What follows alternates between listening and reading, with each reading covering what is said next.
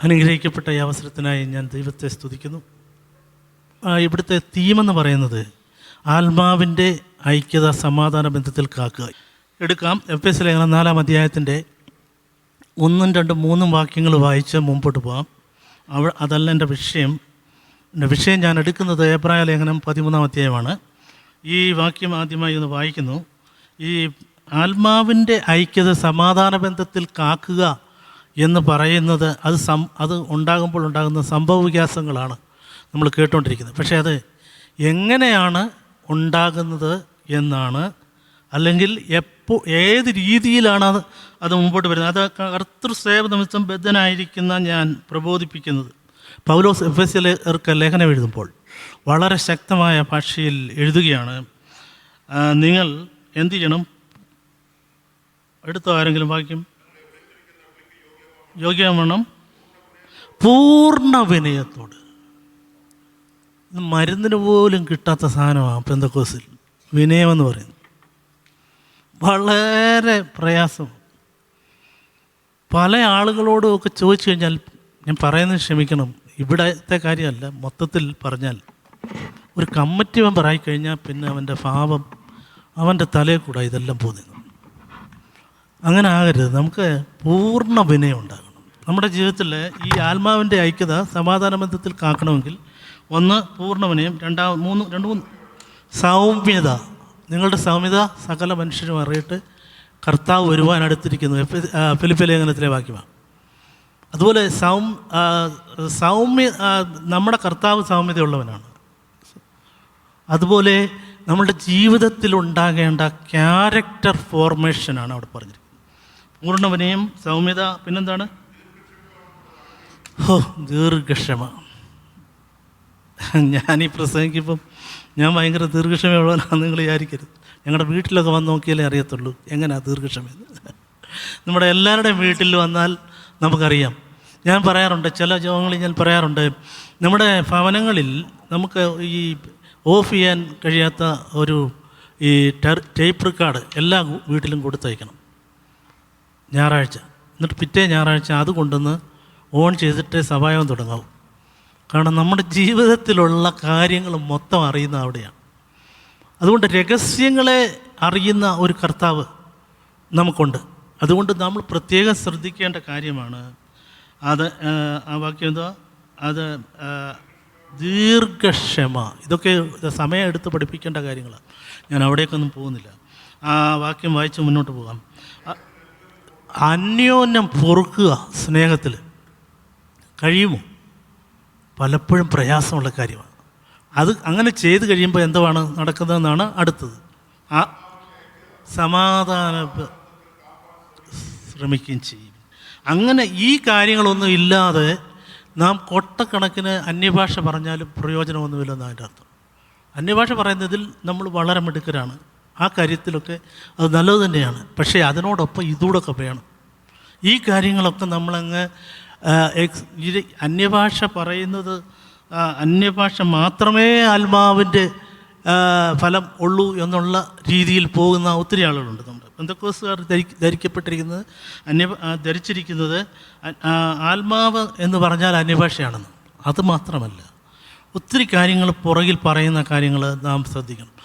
നമുക്കിനിയും എബ്രായ ലേഖനത്തിലേക്ക് പോകുമ്പോൾ അത് മനസ്സിലാക്കാൻ കഴിയും. ഇപ്പം നമ്മുടെ വചനം, നമ്മൾ ഈ പെന്തക്കോസ്തുകാർക്ക് പറ്റിയ ഒരു കുഴപ്പമെന്ന് പറയുന്നത്, ധാരാളം വചനം നമ്മൾ കേൾക്കുന്നുണ്ട്.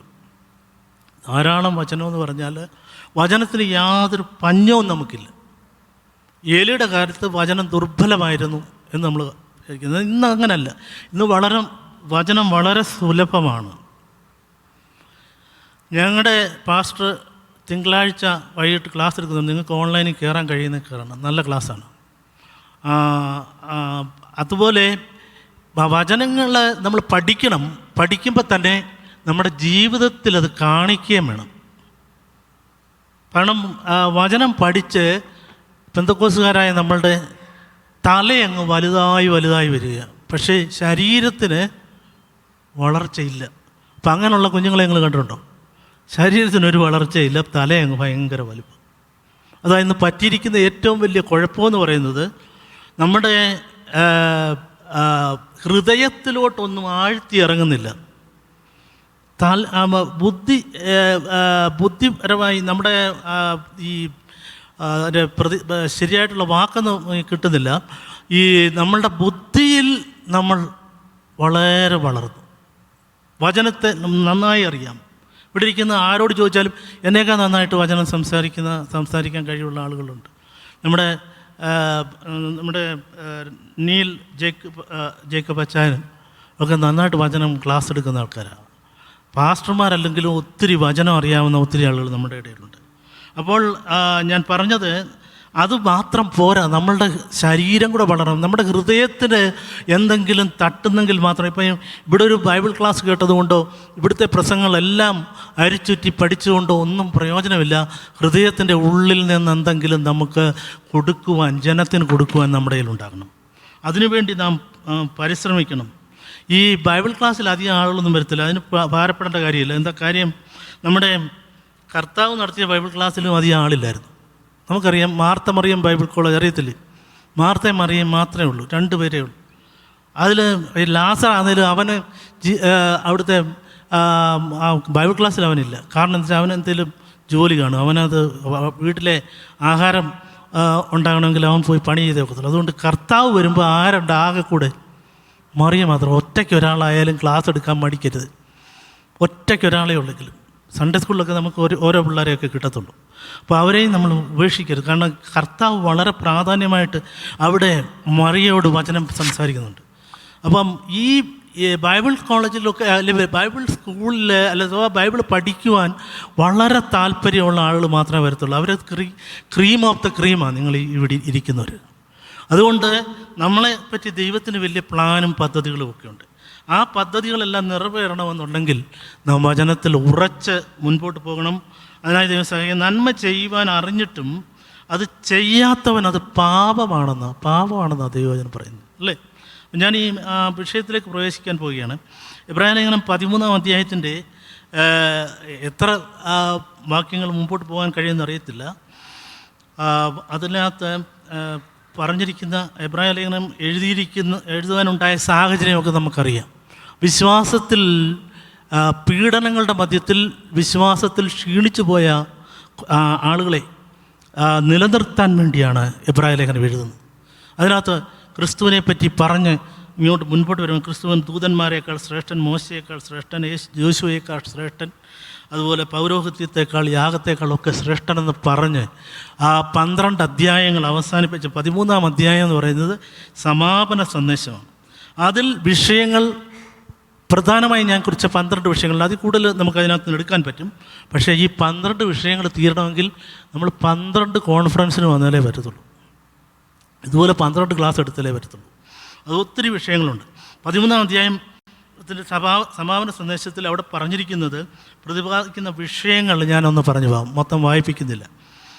1-ാമത്തെ കാര്യം സഹോദരപ്രീതി, 2 അതിഥി സൽക്കാരം, 3 തടവുകാരെ കാണുക അഥവാ കഷ്ടം അനുഭവിക്കുന്നവരെ കാണുക, 4 വിവാഹത്തെപ്പറ്റി.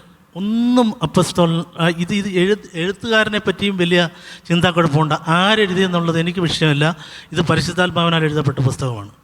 അത് പത്രോസായാലും പൗലോസായാലും ആരായാലും കുഴപ്പമില്ല. അല്ല, 5-ാമത്തെ വാക്യം ദ്രവ്യാഗ്രഹത്തെപ്പറ്റി ദ്രവ്യാഗ്രഹത്തെപ്പറ്റി പറയുന്നുണ്ട്.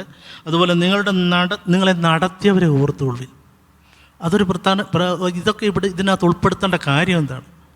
ആത്മാവിൻ്റെ ഐക്യത സമാധാന ബന്ധത്തിൽ കാക്കണമെന്നുണ്ടെങ്കിൽ ഈ പറയുന്ന കാര്യങ്ങളൊക്കെ നമ്മൾ അനുവർത്തിക്കുന്നവരായിരിക്കണം, നമ്മുടെ ജീവിതത്തിൽ പകർത്തുന്നവരായിരിക്കണം.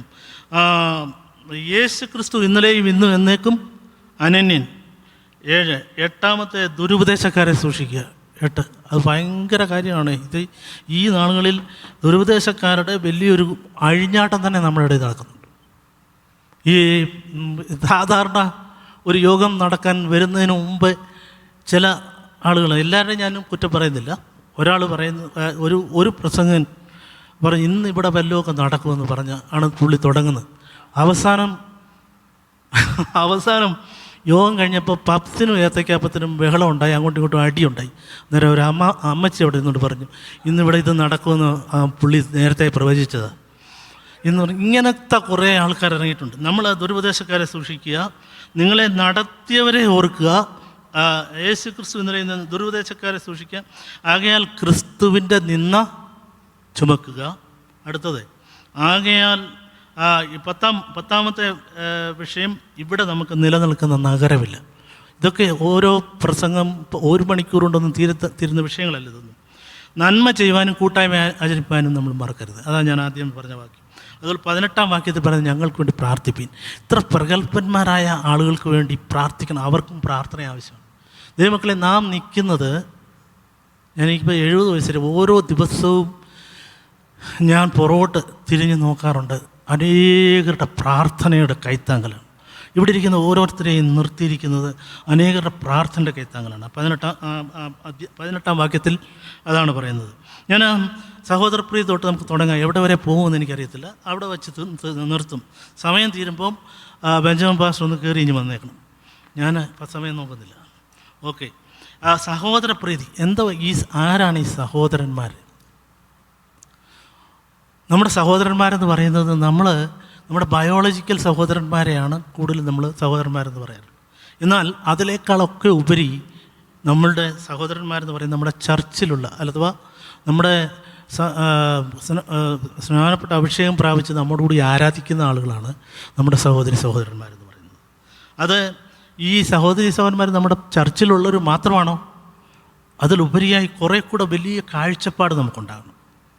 മറ്റുള്ള ചർച്ചുകളിലുള്ള ആളുകളും നമ്മുടെ സഹോദരന്മാരാണ്. പലരും പറയാറുണ്ട്, എൻ്റെ കുഞ്ഞുങ്ങളെ ഞാൻ നന്നായിട്ട് വളർത്തും.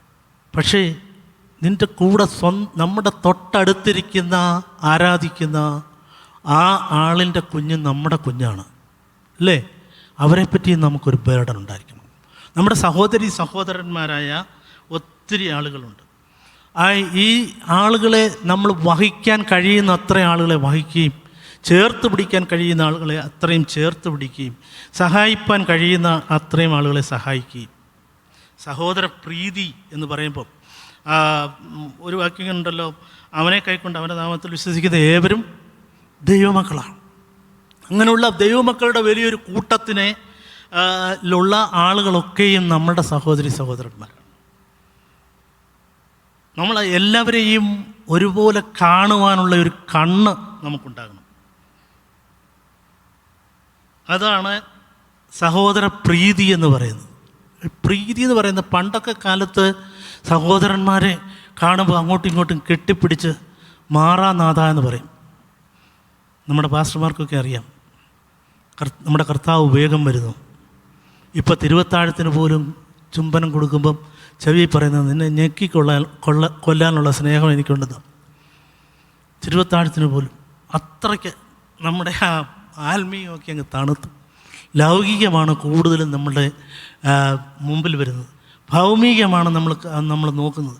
ആത്മീയ അന്തരീക്ഷത്തിൽ നാം നിലനിൽക്കുന്നില്ലെങ്കിൽ, നമുക്ക് ആരെയും ആത്മാവിൻ്റെ ഐക്യതയിൽ നാം മുൻപോട്ട് പോകാൻ ആഗ്രഹിക്കുന്നെങ്കിൽ ഈ കാര്യങ്ങളൊക്കെ നമ്മൾ ഒന്നാമത് പാലിക്കണം. ഈ സഹോദരപ്രീതി പാലിക്കുക എന്ന് പറയുമ്പം ഈ കുടുംബത്തിലും ഇതൊക്കെ വേണേ. നമ്മുടെ കുടുംബങ്ങളിൽ ഇതൊക്കെ ഉണ്ടായിരിക്കണം. സഹോദരപ്രീതി എന്ന് പറയുമ്പം നമ്മൾ സഭയിൽ വന്ന് പ്രകടനം കാണിച്ചുകൊണ്ട് മാത്രമായില്ല, ഉള്ളിൻ്റെ ഉള്ളിൽ നമുക്കൊരു സ്നേഹം ഉണ്ടായിരിക്കും. അത് ഉണ്ടാകണമെങ്കിൽ നമ്മുടെ ഭവനത്തിൽ നമ്മുടെ കുഞ്ഞുങ്ങളോടും നമ്മുടെ ഭാര്യയോടും ഭർത്താവിനോടും ഒക്കെ ഒരു സ്നേഹം നമുക്കുണ്ടായിരിക്കണം. ആ ഒരു സ്നേഹം നമ്മൾ എങ്ങനെ ഭവനങ്ങളിൽ കാണുന്നത്? ഒന്നാമതുണ്ടാകുന്ന വ്യക്തികളിലാണ്. ഓരോ വ്യക്തികളും എനിക്കൊരു സ്നേഹമില്ലാതെ ഞാനെങ്ങനെ എൻ്റെ ഭാര്യയെ സ്നേഹിക്കും?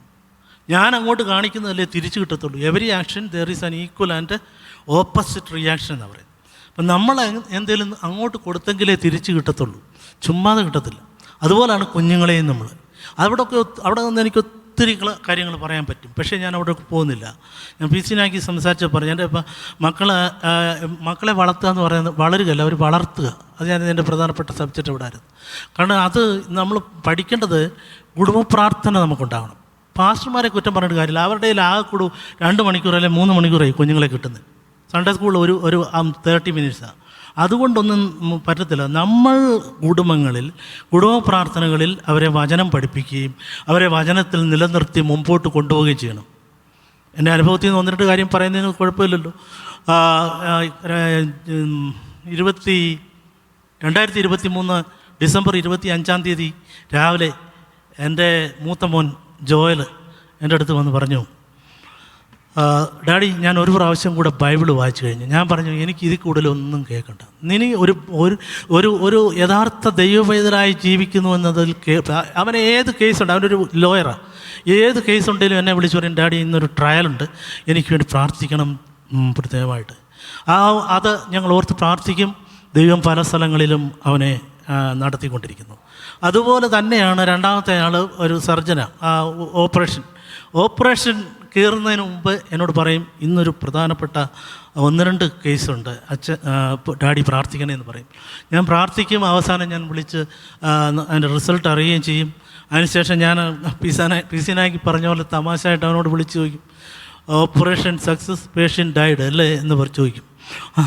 അവൻ ഒരു തമാശയൊക്കെ പറഞ്ഞ് ഞങ്ങൾ നിർത്തുന്നു. ഏറ്റവും ഇളയ ആൾ ഇവിടെ വന്നിട്ടുണ്ട്, ഡാനിയും നാൻസിയും. അവരോട് ഞങ്ങൾ പഠിപ്പിച്ച ഒരു കാര്യം ഞാൻ പറയാം. നമ്മുടെ റിട്ടയർമെൻറ്റ് ലൈഫല്ല കർത്താവിന് കൊടുക്കേണ്ടത്, നമ്മുടെ പ്രൈം ടൈമാണ് നമുക്ക്.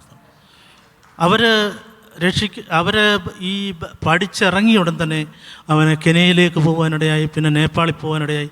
ഇപ്പോഴും ദൈവവേലയിൽ വളർന്നു വരുവാൻ അവരാഗ്രഹിക്കുന്നു. നിങ്ങൾ ഞങ്ങളെ ഓർത്ത് പ്രാർത്ഥിക്കണം. ഇപ്പം ഞാൻ ഈ പറഞ്ഞ കാര്യങ്ങളൊക്കെ എല്ലാ ഭവനങ്ങളിലും ഒരുപോലെ നടന്നെന്ന് വരത്തില്ല. പക്ഷേ നിങ്ങളൊരു കാര്യം മനസ്സിലാക്കണം, ഇപ്പം കാണുന്നതല്ല, നമ്മൾ പ്രാർത്ഥിച്ചാൽ നമ്മളുടെ കുഞ്ഞുങ്ങളുടെ സ്ഥിതിക്ക് ദൈവം മാറ്റം വരുത്തും. നമ്മൾ പ്രാർത്ഥിച്ചില്ലേ, ഇപ്പം ഞാൻ പറഞ്ഞ ഈ കുഞ്ഞുങ്ങളും വീണു പുറകോട്ട് പോയെന്നിരിക്കും. നമ്മളീ പറയുന്ന പോലെ നിന്നെന്നിരിക്കത്തില്ല. നാളെ നിങ്ങൾക്ക് എന്നോട് ചോദിക്കാൻ പറ്റും, ഇന്നാളങ്ങനെ പറഞ്ഞല്ലോ, ഇപ്പം എങ്ങനെ ഇരിക്കുന്നു. അങ്ങനെ വരാൻ ഇടയാകാതിരിക്കണമെങ്കിൽ നിരന്തരമായ പ്രാർത്ഥന, ഈ കുഞ്ഞുങ്ങളെ വഹിച്ചുകൊണ്ട് കരഞ്ഞ് പ്രാർത്ഥിക്കണം. യേശു അങ്ങനെയല്ലേ പറഞ്ഞു, അത് ആ വാക്യം ഞാൻ അവിടെ പറയുന്നുണ്ട്.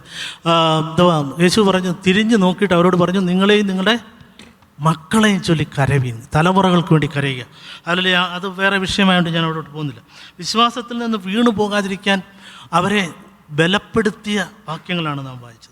ഈ ഭവനങ്ങളിലെ കാര്യം പറയുമ്പോൾ ഒത്തിരി കാര്യങ്ങൾ പറയാനുണ്ട്. ഭവനങ്ങളിൽ നമുക്കൊരു ഫാമിലി സെമിനാറൊക്കെ നടത്തുമ്പോൾ ഞാൻ പറയാറുണ്ട്, ഈ അമ്മായിയമ്മമാരും മരുമക്കളുമായിട്ടാണ് കൂടുതൽ ഫ്രിക്ഷൻ ഉണ്ടാകുന്നത്. അമ്മായിയപ്പനും മരുമക്കളുമായിട്ട് അത്രയില്ല. ഈ ഭവനങ്ങളിൽ നമ്മുടെ വേറൊരു കുഞ്ഞ് നമ്മുടെ ഭവനത്തിൽ വന്നാൽ അത് നമ്മുടെ സ്വന്തം കുഞ്ഞിനെ പോലെ അവരെ കാണും. എങ്കിൽ മാത്രമേ കുടുംബജീവിതം സക്സസ്സായി മുമ്പോട്ട് പോകത്തുള്ളൂ. അവിടെ ഈ ഭവനങ്ങളിൽ സാധാരണ ഒരമ്മച്ചി എഴുന്നേറ്റ് സാക്ഷി പറയാനായിട്ട് പാടുന്ന പാട്ട്, ശത്രുവിൻ്റെ പാളയത്തിലും സ്നേഹഭോജ്യമേകിടുന്നവൻ. അമ്മായിമ്മ മരുമോളുമായിട്ട് ഭയങ്കര വഴക്കാണ്. അതുകൊണ്ട് ആ പുള്ളിക്കാരത്തി ആ പാട്ട് പാടി സാക്ഷി പറയും. അപ്പം മരുമോള് പിന്നെ സാക്ഷിക്ക് എഴുന്നേക്കും, പറയും, എന്നെ എതിർക്കുന്ന ശത്രുക്കളെല്ലാം ചിന്ന ഭിന്നമാകും നിൻ്റെ ശക്തിയാൽ. ഇങ്ങനെയാണ് സാക്ഷ്യങ്ങൾ പോകുന്നത്. പക്ഷേ നമ്മൾ ഓർക്കണം, നമ്മുടെ ഭവനങ്ങളിൽ നാം അങ്ങോട്ടും ഇങ്ങോട്ടും സഹോദരപ്രീതി ഉണ്ടെങ്കിൽ മാത്രമേ നമ്മളുടെ ജീവിതത്തിൽ നമുക്ക് വലിയ ഒരു സാക്ഷ്യമുണ്ടാകത്തുള്ളൂ. മാത്രമല്ല നമുക്കൊരു പ്രാഗൽഭ്യവും കാണത്തില്ല. നമ്മൾ ചുമ്മാ ആരാധനകളിൽ വന്ന് സംബന്ധിക്കാം, കുറേ കാര്യങ്ങൾ നമ്മൾക്ക് കാണാം കേൾക്കാം എന്നുള്ളതല്ലാതെ അതിൽ കൂടുതലായി നമുക്കൊന്നും കാണത്തില്ല.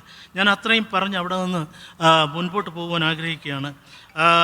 അതിനകത്ത് സഹോദരപ്രീതിക്ക് 1 തെസ്സലോനിക്കർ 4:9 ഒരു വാക്യമുണ്ട്, സഹോദരപ്രീതിയെപ്പറ്റി നിങ്ങൾക്ക് എഴുതേണ്ട ആവശ്യമില്ല. കാരണം അവിടെ അതുപോലെ തെസ്സലോനിക്കയിലുള്ള ആളുകൾ വളരെ നല്ല മനുഷ്യരായിരുന്നു. അതാണ് അതിൻ്റെ പൗലോസ് എഴുതുകയാണ്, ഈ സഹോദരപ്രീതിയെപ്പറ്റി നിങ്ങൾ എഴുതേണ്ട കാര്യമില്ല, കാരണം അതുപോലെ നിങ്ങൾ സഹോദരപ്രീതിയിൽ മുൻപന്തിയിൽ നിൽക്കുന്ന ആൾക്കാരാണ്. അതുപോലെ വേറൊരു വാക്യം പറയാം, 2 പത്രോസ് 1:7.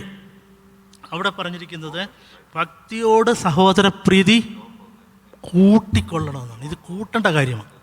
ഇന്ന് പലർ കുറയ്ക്കുക, കാണുമ്പോൾ സഹോദരന്മാർ തമ്മിൽ കൈ കൊടുക്കാൻ മനസ്സില്ലാതെ ഒന്ന് സംസാരിക്കാൻ, ഉള്ളു തുറന്ന് സംസാരിക്കാൻ. നമ്മുടെ സഭയിൽ വരുന്ന നമ്മളെന്തിനാ? ഒരു സമാധാനത്തിന് വേണ്ടി. അവിടെ വരുമ്പം മുഖം തിരിച്ചു പോകുന്ന ഒത്തിരി പേരുണ്ട്. എല്ലാവരും ഇഷ്ടപ്പെടണമെന്നില്ല കേട്ടോ. നമ്മളെ ഇഷ്ടപ്പെടാത്ത ചിലരൊക്കെ കാണും. അവരെ നിങ്ങൾ മൈൻഡ് ചെയ്യേണ്ട. അവരെ ദൈവം ക്രമപ്പെടുത്തിക്കൊണ്ട് വരും. അവർ തന്നെ തിരിച്ച് പറയുന്ന ഒരു സമയം വരും. ഓക്കെ, അടുത്ത വിഷയത്തിലേക്ക് പോവുക. അതിഥി സൽക്കാരം. അവിടുന്ന് ഒരു കാര്യം കൂടെ പറഞ്ഞേക്കട്ടെ. യോഹന്നാൻ്റെ സുവിശേഷം 1:12 പറയുന്നത്, അവനെ കൈക്കൊണ്ട് അവൻ്റെ നാമത്തിൽ വിശ്വസിക്കുന്ന ഏവരും ദൈവമക്കളാകുവാൻ. അങ്ങനെ അവനെ അതാ ഞാൻ ആദ്യം പറഞ്ഞത്, അവരാണ് ഈ സഹോദരന്മാരെന്ന് പറയുന്നത് അവരാണ്, അവരുൾപ്പെട്ട ഒരു സമൂഹമാണ്. അതുകൊണ്ട് റോമാലേഖനം 8:14-15 ദൈവാത്മാവ് നടത്തുന്ന ഏവരും ദൈവമക്കളാകുന്നു. ഓക്കെ, ദൈവത്തിൻ്റെ മക്കളെന്ന് പറയുന്ന ആളുകളെല്ലാം നമ്മുടെ സഹോദരി സഹോദരന്മാരാണ്. അത് ഏത് വിഭാഗത്തിൽ പെടുന്നു എന്നുള്ളത് നമുക്ക് വിഷയമല്ല. IPC ആയാലും ചർച്ചകോടായാലും ഷാരോനായാലും ഏത് വിഭാഗമായാലും നമുക്ക് AG ആയാലും അവരെല്ലാം നമ്മൾ ഒരുപോലെ സ്നേഹിക്കുവാൻ നമുക്ക് കഴിയണം. അവരോട് നമുക്ക് കയ്പായിരിക്കുവാൻ ദൈവം അനുവദിക്കുന്നില്ല.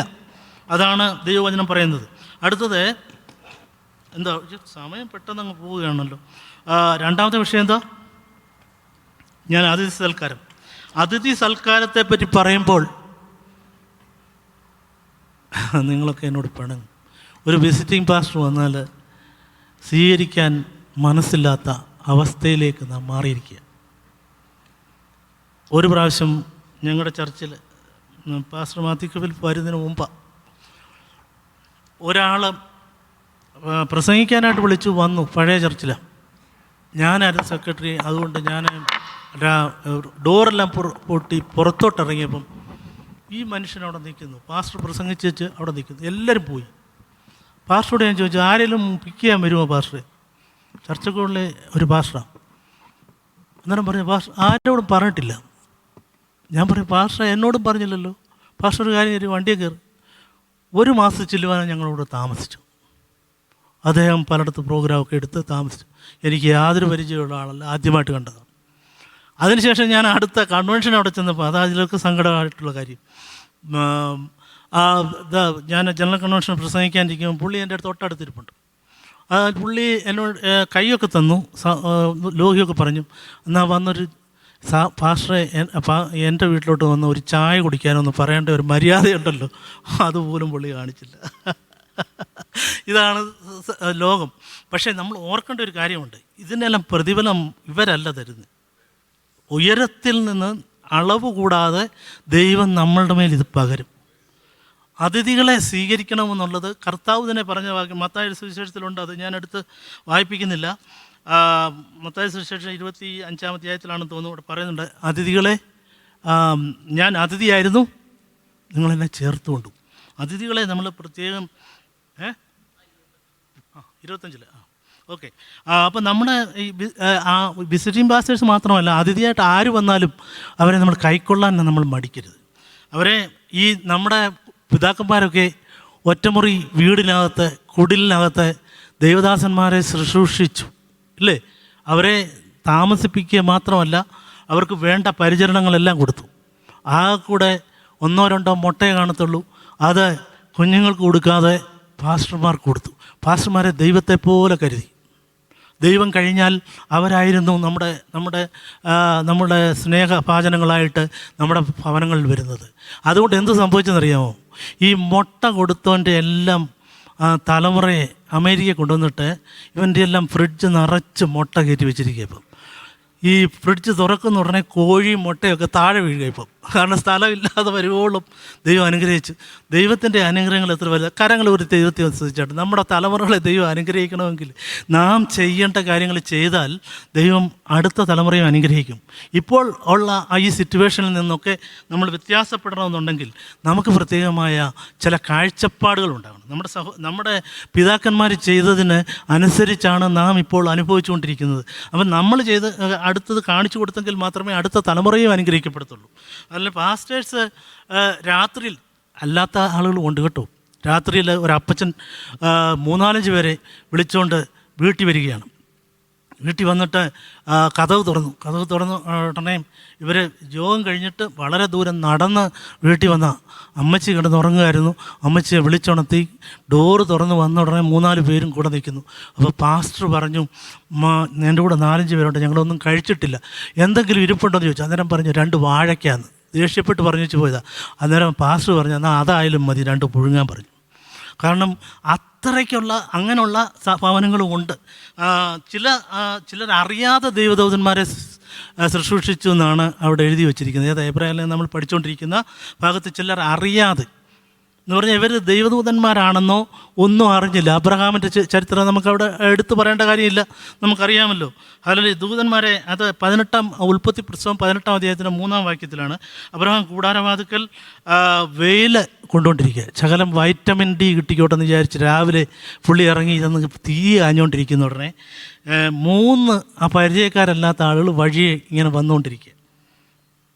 അവരെ കുനിഞ്ഞ് സ്വീകരിച്ചു, എന്നിട്ട് കടന്നു പോകരുതേ എന്ന് പറഞ്ഞു അവരോട്. 3ാമത് പറഞ്ഞത് അവരുടെ കാലുകൾ കഴുകി വേണ്ട പരിചരണങ്ങളെല്ലാം ചെയ്തിച്ച് വീട്ടിൽ കൊണ്ടുവന്നു. ഇന്നാണെങ്കിൽ സംഭവം വീട്ടിൽ പല ഭവനങ്ങളിൽ, ഞങ്ങളുടെയൊക്കെ ഭവനത്തിൽ കുഴപ്പമില്ല, ചില ഭവനങ്ങളിലൊക്കെ ഈ കൊണ്ടുവന്നു കഴിഞ്ഞാൽ നിങ്ങൾക്ക് വേറെ പണിയൊന്നുമില്ല, ഈ വഴിയെ പോകുന്നവനെയൊക്കെ വിളിച്ചുകൊണ്ട് ഇവിടെ വരണോ എന്ന് ചോദിക്കുന്ന ഭവനങ്ങളും ഉണ്ട്. ഹല്ലേലൂയ. അങ്ങനെയല്ല, നമ്മളവരെ അറിയാതെ ശുശ്രൂഷിക്കുകയാണ്. ഒരു മുറി അപ്പം തരാമെന്നും പറഞ്ഞാണ് അവരെ വിളിച്ചിരുത്തിയത്. പക്ഷേ അകത്തോട്ട് കയറിയിട്ട് പറയുന്നത് എന്താ? 3 അടങ്ങഴി വെച്ചെടുത്തോളാൻ പറഞ്ഞു. നമ്മളാണെങ്കിൽ ആദ്യം 3 അടങ്ങഴി കൊടുക്കാമെന്ന് പറഞ്ഞു, ഒരു മുറിയും കൊണ്ട് ചെല്ലും. ഇതാണ് ഇന്നത്തെ സിറ്റുവേഷൻ. അങ്ങനല്ല, ഒരു മുറി അപ്പം എന്നും പറഞ്ഞു വെച്ച് 3 അടങ്ങഴി എടുക്കാൻ പറഞ്ഞു. എന്നിട്ട് അതിനകത്ത് വ്യാഖ്യാനമൊക്കെ ഇപ്പം പ്രസംഗം ജെയ്സൺ പാസ്റ്ററൊക്കെ ഇവിടെ ഇരുന്ന് ഇപ്പം വ്യാഖ്യാനങ്ങളൊക്കെ പല വ്യാഖ്യാനങ്ങൾ വരുന്നുണ്ട്. വലിയ പ്രസംഗികരൊക്കെ പറയുന്നത് ആ 3 അടങ്ങഴി കൊടുത്തത് കൊണ്ടാണ് പിൻതലമുറക്കാരായ ലക്ഷക്കണക്കിന് ആളുകളെ 40 വർഷം മരുഭൂമിയിൽ മന്ന ഓരോ ഇടങ്ങഴി ഓരോരുത്തർക്ക് കൊടുത്തത്. പിതാക്കന്മാർ ചെയ്യുന്നതിൻ്റെ പ്രതിഫലം നമ്മൾ അനുഭവിക്കും. അതുപോലെ കാളയാണെങ്കിൽ പിന്നെ അതിനെ തൂക്കിയില്ല, അതുകൊണ്ട് കാടപ്പക്ഷിയെ തൂക്കാതെ കൊടുത്തു എന്നും ഒരു വ്യാഖ്യാനമൊക്കെ ഉണ്ട്. ഞാൻ അവിടെ അങ്ങ് നിൽക്കുന്നില്ല.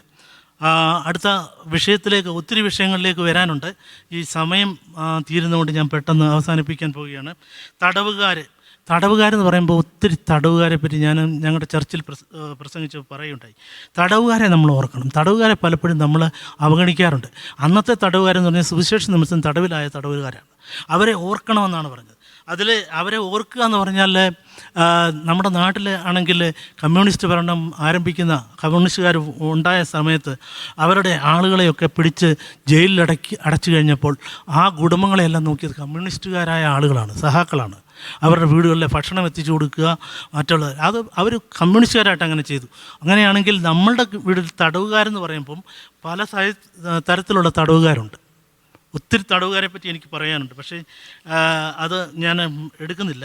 കാരണം ഒത്തിരി തടവുകാരെന്ന് പറഞ്ഞാൽ തടവുകാരായിട്ടുള്ള ഒരു 3-4 എണ്ണം പറയാം. ഒന്ന്, ഈ ചില ഭവനങ്ങളിൽ ഭാര്യ തടവുകാരിയാണ്, കാരണം ഭർത്താവ് അങ്ങ് ഓവർടേക്ക് ചെയ്യും എല്ലാ കാര്യവും. അതുപോലെ ചില ഭവനങ്ങളിൽ നേരെ തിരിച്ചാൽ ഭർത്താവ് തടവുകാരനാണ്, ഭാര്യ ബോസ്, ഭാര്യ ഓവർ ബോസ് ചെയ്യും. ചിലയിടത്ത് കുഞ്ഞുങ്ങൾ, ചിലർക്ക് മാതാപിതാക്കന്മാർ. നമ്മുടെ ഇടയിൽ തന്നെ ഡ്രൈവ് ചെയ്യാൻ കഴിയാത്തവരെ, കണ്ണ് കാണാൻ കഴിയാത്തവരെ, രോഗികളായിരിക്കുന്ന ആളുകൾ, അവരൊരു പരിധിവരെ തടവുകാരാണ്. ഇങ്ങനെയുള്ള ആളുകളെ ആരെയും ഉപേക്ഷിക്കരുത്. ആ തടവുകാരെന്ന് പറയുമ്പം അതിനകത്തുനിന്ന് ഒത്തിരി വിഭാഗങ്ങൾ എൻ്റെ കയ്യിലുണ്ട്, അത് ഞാൻ സംസാരിക്കുന്നില്ല. കാരണം അങ്ങനെ വിവാഹത്തെപ്പറ്റി അടുത്തത് അത് പറയാൻ സമയമില്ല. ദ്രവ്യാഗ്രഹം കൂടെ പറഞ്ഞ് ഞാനിവിടെ അവസാനിപ്പിക്കാൻ പോവുകയാണ്. ദ്രവ്യാഗ്രഹം, നിങ്ങളുടെ ഇടയിൽ ദ്രവ്യാഗ്രഹത്തെപ്പറ്റി പേര് പറയുക പോലും ചെയ്യരുത്. ദൈവം ധാരാളമായി നമ്മളെ അനുഗ്രഹിച്ചു, ഇഷ്ടംപോലെ പൈസയൊക്കെ ദൈവം തന്നു. ഇവിടെ വന്ന് പട്ടിണി മാറി എല്ലാം കിട്ടിയെങ്കിലും ഇന്നും ഈ ദ്രവ്യത്തോടുള്ള ആഗ്രഹം മാറിയിട്ടില്ല. മനുഷ്യന് മതിയെന്ന് പറയാത്ത ഒരേ ഒരു കാര്യം ഉണ്ടെങ്കിൽ അത് പണമാണ്. മതിയെന്ന് പറയുന്നത് അംബാനിയോട് ചോദിച്ചാലും പിന്നെയും ഇങ്ങോട്ട് പോരട്ടെന്നേ പറയത്തുള്ളൂ. പണത്തിന് വേണ്ടി ഭയങ്കര ആർത്തിയാണ്. ആഹാരം, നീഹാരം, മൈഥുനം, ഈ 3 കൂട്ടം കാര്യങ്ങൾ ആളുകൾക്ക് വേണ്ട കാര്യങ്ങളാണ്. ആഹാരം എന്ന് പറയുന്നത് നമ്മുടെ ഭക്ഷണ സാധനങ്ങൾ, പാനീയം, വെള്ളം. മൈഥുനം എന്ന് പറയുന്നത് സെക്സാണ്. ഈ 3 കൂട്ടം കാര്യങ്ങൾ മതിയെന്ന് പറയും. അതുപോലെ മറ്റ് പല കാര്യങ്ങളും മതിയെന്ന് പറയും. പക്ഷേ പണത്തെ സംബന്ധിച്ച് പറഞ്ഞാൽ ഒരിക്കലും പറയത്തില്ല, മതിയെന്ന് പറയത്തില്ല. ദ്രവ്യം, നിങ്ങളുടെ ദ്രവ്യാഗ്രഹം, ദ്രവ്യത്തിൻ്റെ കാര്യത്തിൽ ഉള്ള കുറ്റകൃത്യങ്ങളാണ് ഇന്ന് നമ്മൾ ലോകത്തിൽ കാണുന്ന മുഴുവൻ. ഒത്തിരി കുറ്റകൃത്യങ്ങൾ കാണുന്നുണ്ട്. ഉള്ളത് കൊണ്ട് തൃപ്തിപ്പെടണം. നമുക്കൊരു തൃപ്തിയുണ്ടോ ജീവിതത്തിൽ? ഇത്രയൊക്കെ കിട്ടിയിട്ടൊരു തൃപ്തിയില്ലെങ്കിൽ എന്താണ്? ദ്രവ്യാഗ്രഹത്തിൻ്റെ പിന്നാലെ പോയാൽ നാം അപകടത്തിൽ ചെന്ന് പെടും. ഓക്കെ, കുടുംബത്തിലൊരു തൃപ്തി, നമുക്ക് ദൈവം തന്ന കുടുംബത്തിലൊരു തൃപ്തി ഉണ്ടായിരിക്കണം, കാറിലൊരു തൃപ്തി ഉണ്ടായിരിക്കും, വീട്ടിലൊരു തൃപ്തി ഉണ്ടായിരിക്കും. മതിയെന്ന് വെക്കാൻ ഒരു താല്പര്യം ഉണ്ടാക്കണം. പിന്നെയും വേണമെന്നാണ് നമ്മുടെ ആഗ്രഹം.